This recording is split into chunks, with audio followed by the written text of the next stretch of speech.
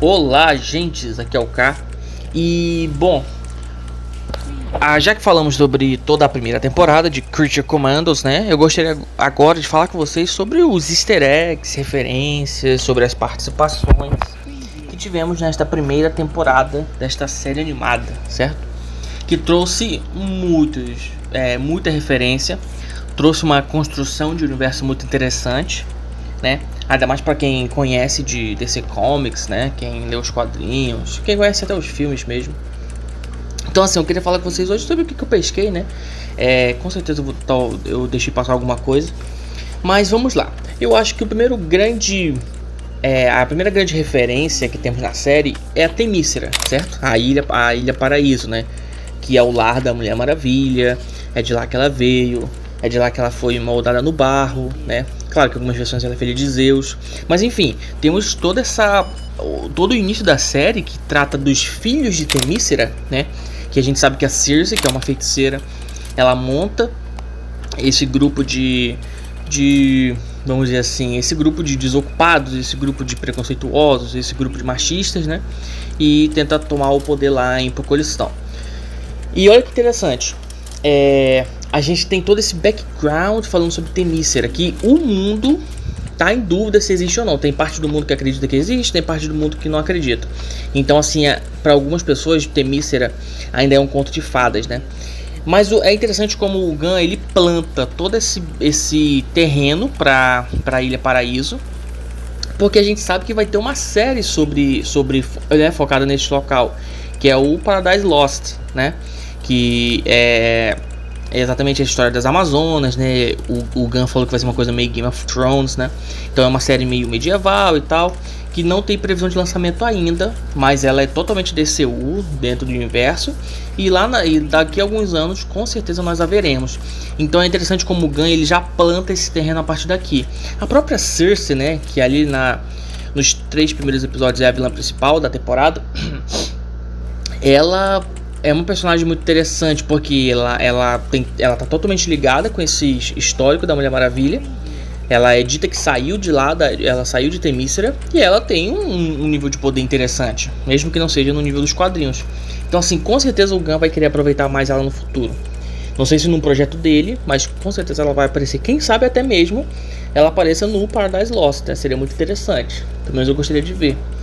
Mas então a primeira grande referência da série é essa, né? É o falar sobre Themyscira. E aí, se a gente pode citar uma segunda referência, seria toda a canonização de alguns elementos que o Gunn consegue fazer, né? Porque a gente sabe que antes desse DCU começar oficialmente, o Gunn fez 2 projetos para DC, que é o Esquadrão Suicida, né, 2021, e o Pacificador, 2022. E os 2 projetos estavam na dúvida se eram canônicos ou não. Então o que o Gunn faz? Ele canoniza algumas coisas e deixa algumas coisas pra lá, né? Tipo, ele canoniza o Doninha. No final da temporada ele canoniza o Tubarão Rei. Ele fala que é um sobrevivente, né, do incidente em Corto Maltese, que é onde se passa a história do Esquadrão Suicida. Ele canoniza a morte do Rick Flag Jr., que é o filho do Rick Flag que a gente acompanha aqui no Creature Commandos. Então ele vai canonizando algumas coisas, né? Exatamente porque o Gunn, assim, até por uma questão de visão de autor, ele não ia largar tudo que ele construiu nos outros projetos, né? Ele então se aproveita disso. Então a segunda referência que eu gostaria de comentar com vocês é essa. Ele vai canonizando alguns elementos que eu acho bem interessante a forma como ele faz, né? E aí a série continua e tal, a série vai seguindo. Nós temos uma outra grande referência, que é, nesse caso aqui é uma participação curta, mas tá ali, é uma participação efetiva, que é o Cara de Barro, né? O Cara de Barro é um vilão do Batman, né?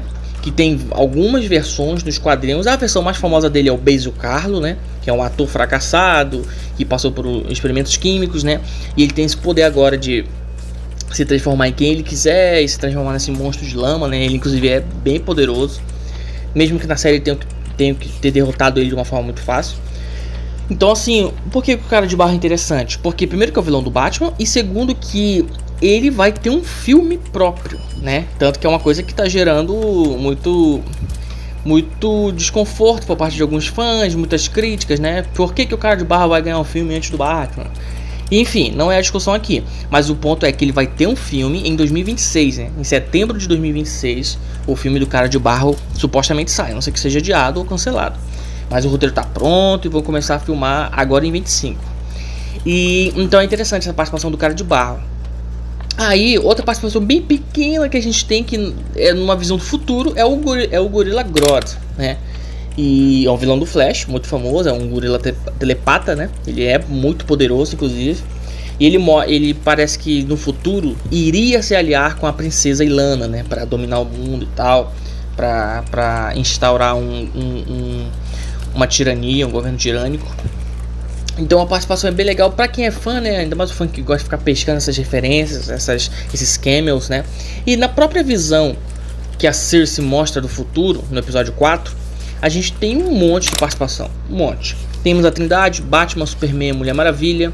E aí tem, pelo menos pelo que a gente conseguiu pescar, Supergirl, Gladiador Dourado, Besouro Azul, o Senhor Incrível, o próprio Pacificador aparece, Robin.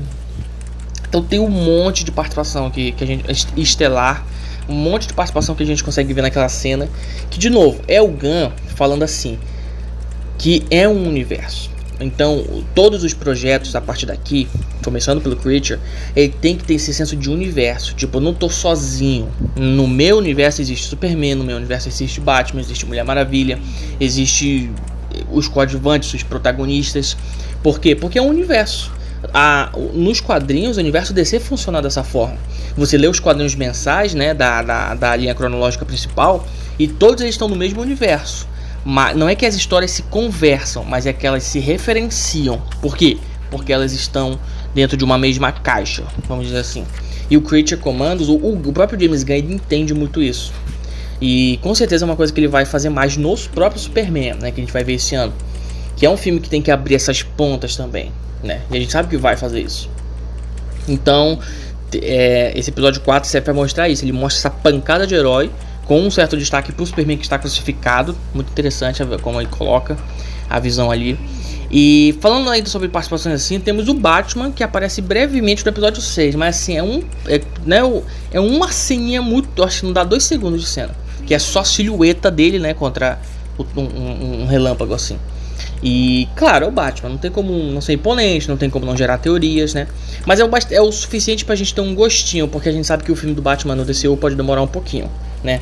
Mesmo que demore ou não, temos aqui a primeira participação efetiva do Batman, e que a gente espera que apareça em outros projetos, né? Outras referências acabam ficando por conta de citações a locais importantes, né? Temos citações a Star City, que é a cidade do Arqueiro Verde. Temos citações à própria Metrópole, cidade do Superman. Bloodhaven, a cidade que o Asa Noturna atua. E, bom, será que eu esqueci alguma referência? No geral são essas. Tô com a impressão que eu tô esquecendo alguma coisa. Mas eu não tô me lembrando agora o que é de participação para o universo. Mas aqui nessa reta final eu gostaria de falar sobre o que esse filme ele prepara para o futuro. Olha que interessante, essa série, o que essa série prepara para o futuro. Eu achei muito interessante porque, primeiro, ela coloca personagens feitos de forma sutil, mas que a gente sabe que não é que vai se amarrar no futuro, mas é que referencia algo do futuro. Porque é assim que funciona um universo compartilhado. Então, o Cara de Barro, coloca o Cara de Barro, tem sua participação na trama, pode ser questionável, não tem problema. Tem sua participação na trama, dito o nome do personagem mais de uma vez e ele vai ter um filme. Entendem? O Rick Flag Sr. tá na série, ele é um personagem efetivo em quase todos, em praticamente todos os episódios. Ele vai estar em Superman, vai estar em Pacificador da segunda temporada. Entendem? Então o Gunn ele vai amarrando o universo dele, de novo, às vezes é de forma conceitual. Não é que você precisa assistir Creature Commandos para assistir Superman. Você não precisa assistir Superman para assistir Pacificador. Mas o universo vai se conversando. Isso é uma coisa que a gente vai ver muito no Superman de 2025. Isso eu tenho certeza por conta do que a gente já sabe do filme. Então eu gostei muito do que o Gunn fez aqui. Até porque em todos os projetos dele, assim, principalmente na trilogia Guardiões da Galáxia, o Gunn, ele é fera em fazer referência, ele é fã. Então ele faz referência a tudo que ele tem direito. Então é muito maneiro a forma como ele trata esse universo. Como um universo que é um organismo vivo, né? E dentro desse ponto de conceito, olha o que o Gunn faz. Ele cria um mundo todo pessimista. A primeira temporada é cheia de tragédia, tem inocente morrendo a rodo. Ele cria esse mundo totalmente louco, mas amargo, né? E o Superman vem pra quebrar isso. O Superman vem trazer o otimismo, né? Eu achei uma sacada incrível, assim, até porque é o Gunn que tá fazendo ambos os projetos, né? Mas enfim, foram essas as referências easter eggs que eu pesquei, pelo menos, né? Claro que com certeza eu perdi alguma coisa. Gostaria, por favor, que se você sabe algum easter egg, referência, cameo que eu perdi, por favor, deixe aqui nos comentários que a gente comenta, até mesmo, quem sabe, numa segunda fita. E bom, eu ficaria muito feliz com a sua participação. Se puder curtir, se inscrever e comentar, eu agradeço bastante. Bom, meus agentes, eu sou o K e eu vou ficando por aqui. Até a próxima operação.